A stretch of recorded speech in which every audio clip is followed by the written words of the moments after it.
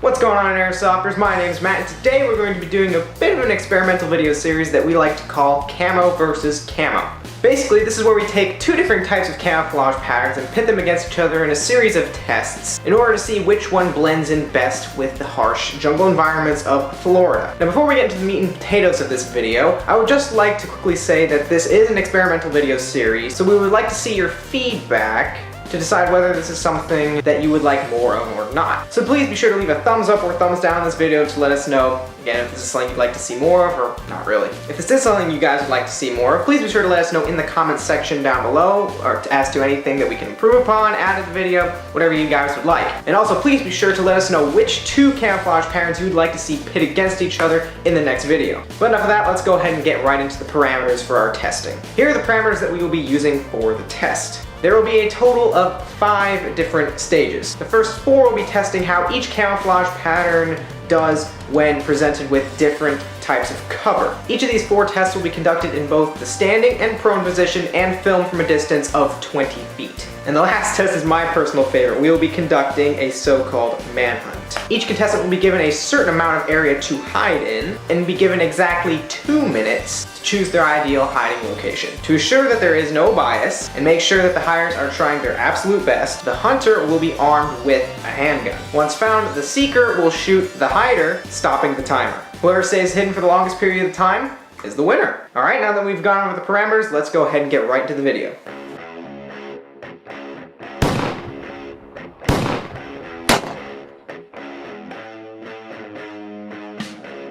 US Woodland is identical to ERDL, which was developed by the US Army in 1948. It has since undergone multiple changes to the size and color of the pattern. Woodland has been in use with the Army, Navy, Marines, Air Force, law enforcement agencies, SWAT teams, and other military divisions. In the world of airsoft, Woodland has easily become one of the most popular camo patterns available due to its inexpensive nature and abundance of availability. Multicam is definitely a more modern design, being developed by Cry Precision for the US Army back in 2002. Since then, this camouflage pattern has gained immense popularity with military forces all over the globe. Because of this fact, Multicam has become a favorite go-to choice for camo in the airsoft community. Though probably a little less common because of its price and availability in comparison to Woodland, it is still one of the most used camouflage patterns in airsoft, making it a perfect match for this battle of the classics. Both camouflage patterns have been proven to be effective options for blending into the environment, but which one will come out on top in the jungle-like environments of Florida? It's time to find out.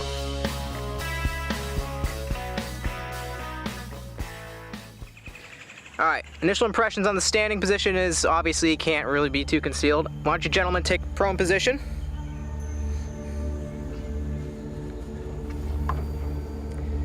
Alright. Nick, your Woodland is a little darker, which does not contrast very nicely with the grass. So at this point, I'd say the Multicam blends in with the grass a little more due to its lighter color. Alright, not really any clear winners. I'd say Nick's kind of blends in a little better than the Multicam. Watch the guys go into the prone position.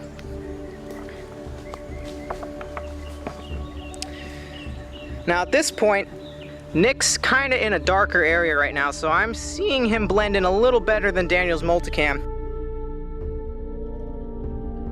Alright, so now we've moved up to the next test, and as you can see, the Woodland, in my opinion, seems to be blending a little bit better than that Multicam right there. Again, that Multicam is not contrasting very nicely with the background and the surrounding terrain. Why don't you guys lay down? As best as you can, to your best ability. Sorry, guys. Yeah. Now, this is where things get very interesting. Both of you are concealed very well due to the brush. The Multicam is doing extremely well, but if you look at Nick, I can hardly see Nick. Like, if Nick didn't move and we took an initial still, I don't think we'd be able to see him. Daniel, on the other hand, is blending in very, very well, but I can still see some of that Multicam more towards his lower end of his shirt there, whereas with Nick, almost kind of looks like he blends with the brush. Both camouflage patterns are still doing surprisingly well in this kind of terrain, but I'd still have to put the edge towards Woodland at this point. Alright, for our last test, heavy, thick brush. Now, I don't even know if you can see Nick at this point. Nick, why don't you move a little bit? So there, I think that kind of makes a pretty big statement right there. So clearly both of you are, at this point, sort of visible. I'd say Daniel's a little more visible than Nick at this point. Both of you behind similarly thick brush. Let's see what you guys look like when you're both in the prone position.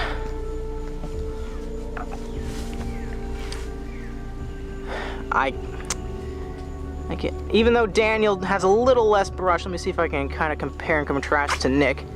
See, no matter really what position I move to see Nick, I can't see him as well as Daniel, no matter which angle I move at. So I'm gonna give this edge again to Woodland, although Multicam is surprisingly stacking up very well against the Woodland. Alright, so now the moment remains, who will hide and who will hunt first? I'm gonna play ye olde rock, paper, scissors, best 2 out of 3, go. Rock, paper, scissors, shoot. Rock, paper, scissors, shoot. Rock, paper, scissors, shoot. Ooh. Again. We need to rock, paper, scissors, shoot. Rock, paper, scissors, shoot. Oh. Daniel will be shooting first. Nick, the hunt is on. You will have exactly 2 minutes to hide. Once we sound off, Daniel will chase after you with a pistol. The moment he shoots you, we will stop the timer, and whoever hides the longest is the winner. The hunt is now live. Nick, take your mark. So we all saw that Woodland works best in the dark, in leaves and dark cover, deep cover.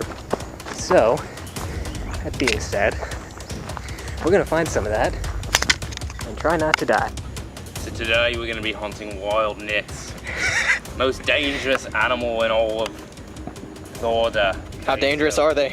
They're really dangerous. Like, are they really dangerous? Touch of his beard, his poisonous beard, and you'll die. I mean, it's immediate.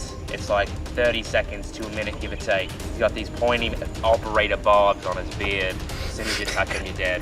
But I'm going to hunt him with a pistol. Pistols are more powerful than beards, at least in most cases. Back here is where we did the original test, where Woodland works best. Of course, Matt and Daniel know that too. So I'm not actually going to be right there. 30 seconds! Oh crap, they are coming. So I am going down here. This probably isn't the best I could do, but cheers. Hunt is on! Hunt is on! Of course, as soon as they come from that side, that's when I'll have trouble. From this side, should be okay. Now he can be hiding anywhere in here. Standing, prone, undercovered. In the trees. In the trees. Would not particularly surprise me if he had climbed all the way up a tree. He is known for that. It's actually probably a good strategy. There they are.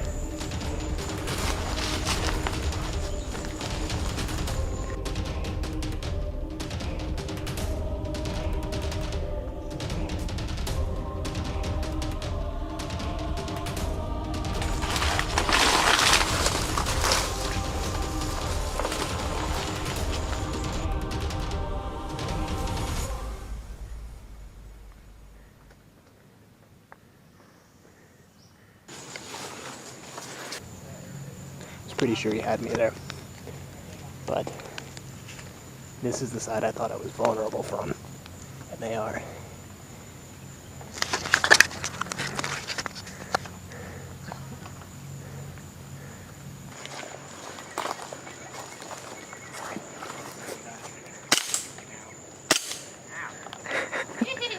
Time on that, 2 minutes, 50 seconds. Good job, Nick. Yeah. That was almost a fail reel too.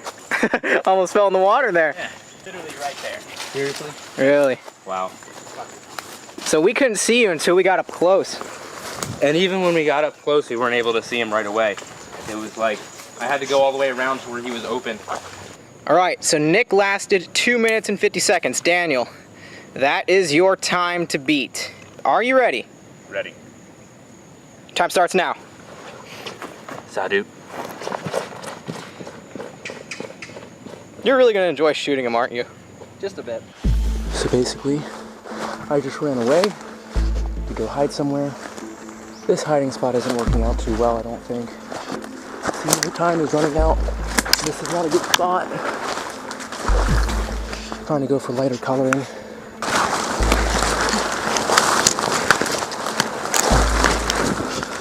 Basically right now I'm hunting as much brush as possible to stay within the legal amount.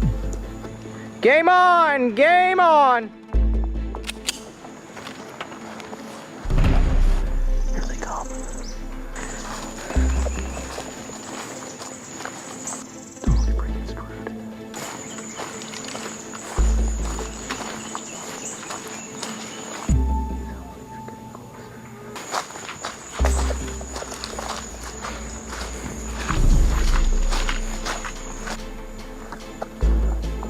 I'm surprised I've lasted this long.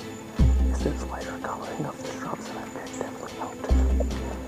It'll be interesting to see if Multicam beats Woodland in the hiding test. Wouldn't that be a turn of events?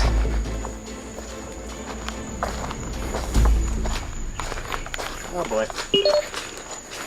Well, Time's up.